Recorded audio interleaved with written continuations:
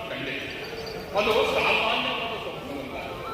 ಆ ಸ್ವಪ್ನ ನನಗೆ ನನ್ನನ್ನು ಗೊತ್ತು ಮಾಡಿದೆ. ಆ ಸ್ವಪ್ನ ನನ್ನನ್ನು ಪ್ರಣಯ ಲೋಕಕ್ಕೆ ಕರೆದೊಯ್ದು ಕಲಿಸುವಂತೆ ಮಾಡಿದೆ. ಮಿತ್ರ, ಅದೇನು ಸ್ವಪ್ನ? ಅದು ಯಾವ ಸ್ವಪ್ನಕ್ಕೆ ನನಗೆ ಸ್ವಲ್ಪ ವಿವರಿಸಿ ಹೇಳಿ. ಬೆಳದಿಂಗಳ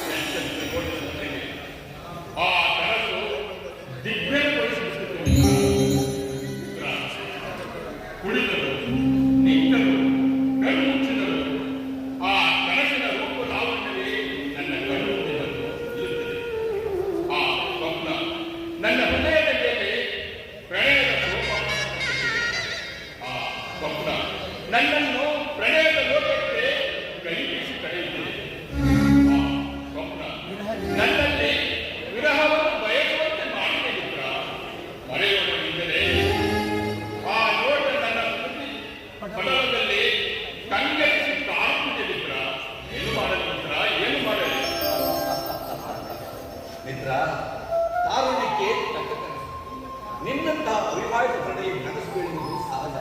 ಕನಸಿಗಾಗಿ ಮುನಿಸಿಕೊಳ್ಳಬೇಡಪ್ಪ. ಮುಂದಿನ ಕಾರ್ಯದ ಬಗ್ಗೆ ಚಿಂತಿಸೋಣ. ಅದು ಆಗಲ್ಲ ಮಿತ್ರ.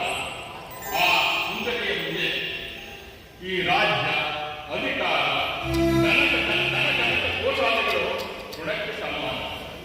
ಸಂಗಾತಿಯಾಗಿ ಅಂತಹ ಒಬ್ಬಳಿದ್ದರೆ ಸಾಕು, ಈ ಜನ್ಮ ಸಾರ್ಥಕವೇ ಸರಿ. ಮಿತ್ರ ಕೌಶಿಕ, ಕನಸುಗಳು ನಾವು ಅಂದುಕೊಂಡ ಹಾಗೆ ಬಿಡುವುದಿಲ್ಲ, ಅಥವಾ ಬಿದ್ದ ಕನಸು ನಾವು ಅಂದುಕೊಂಡ ಹಾಗೆ ನಡೆಯುತ್ತವೆ. ಅದು ಹಾಗಲ್ಲ. ಕನಸುಗಳನ್ನು ಕಾಣಬೇಕಷ್ಟೇ, ಹಾಗೆಯೇ ಮರೆಯಬೇಕಷ್ಟೇ. ಮಿತ್ರ, ನಿನಗೊಂದು ವಿಶೇಷ ಹೇಳಬೇಕೆಂದರೆ ನೀನು ಹೇಳುತ್ತಿದ್ದರೆ ಹೇಳಬೇಕು. ಹೇಳುತ್ತಿದ್ರ ಮಿತ್ರ, ನಾನು ಕೈಯಾಗಿ ಮುಗಿಸಿಕೊಂಡು ಬರುವ ಮಾರ್ಗವಿಲ್ಲದೆ ದೇವರನ್ನು ಪಡೆಯುವುದು ಅದನ್ನು ನೋಡುತ್ತಿದ್ದ ಜನಸಮೂಹದಲ್ಲಿ ಒಬ್ಬಳ ಅಪ್ರಕೃತ ಸೌಂದರ್ಯವನ್ನು ನೋಡಿ ನಾನು ಶಾಂತನಾದೆ. ನಾನು ಕನಸಿನಲ್ಲಿ ಕಂಡ ಚೆಲುವೆಗೂ ಆ ದಿಬ್ಬಣದಲ್ಲಿ ನೋಡಿದ ಚೆಲುವೆಗೂ ಏನೇನೂ ವ್ಯತ್ಯಾಸವಿಲ್ಲ.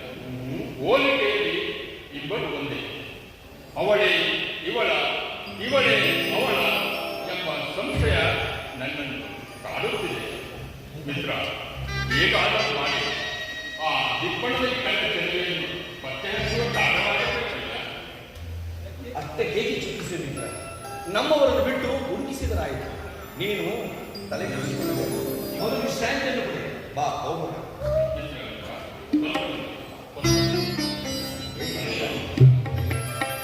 ಅಲ್ಲಿ ನೋಡು ಮಿತ್ರ, ಅವಳೇ ನನ್ನ ದಿಬ್ಬಣದಲ್ಲಿ ಕಂಡ ಚೆಲುವೆ. ಇಷ್ಟು ಬೇಗ ಅವಳನ್ನು ನೋಡುತ್ತಿದ್ದು ಮನಸ್ಸಿನಿಂದ. ಮಿತ್ರ, ಕನಸಿನಲ್ಲಿ ಬಂದವಳು, ನನ್ನ ಸಾಗಿ ನಿಂತವಳು, ನನ್ನ ಹೃದಯ ಮುಂದೆ ಬಂದು ನಿಂತವಳು ಅವಳೇ. ನಿನ್ನ ಮಾತು ನಿಜ. ಕಣ್ಣು ಪೂರೈಸುವಂತಹ ರೂಪದವನು. ಎಂತಹ ಸೌಂದರ್ಯವಂತಿದೆ.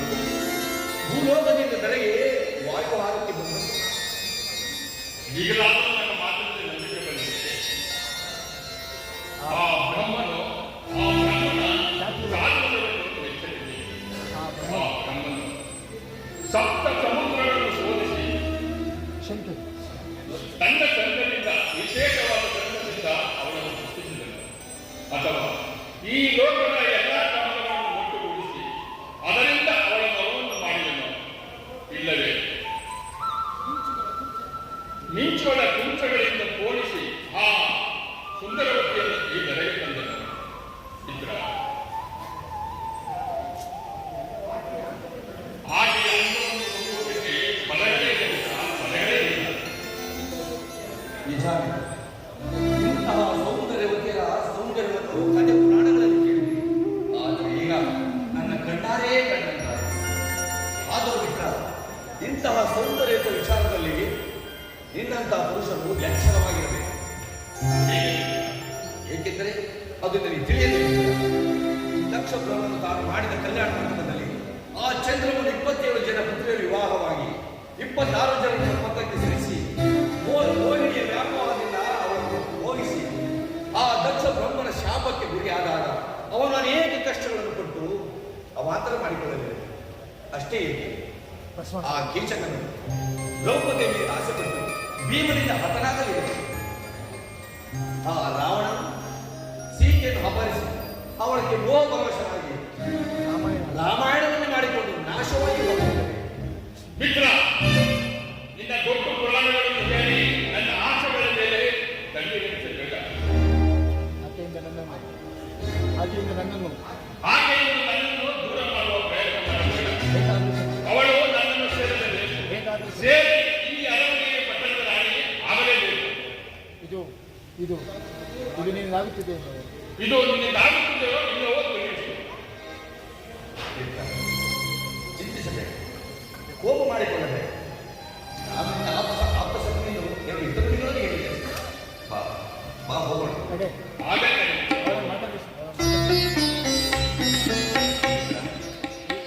ನಾನು ಆಕೆಯೊಂದಿಗೆ ಮಾತನಾಡುತ್ತೇನೆ, ನೀನು ನಂತರ ಬಾ. ಸರಿಯೇ? ಆಗಲೇ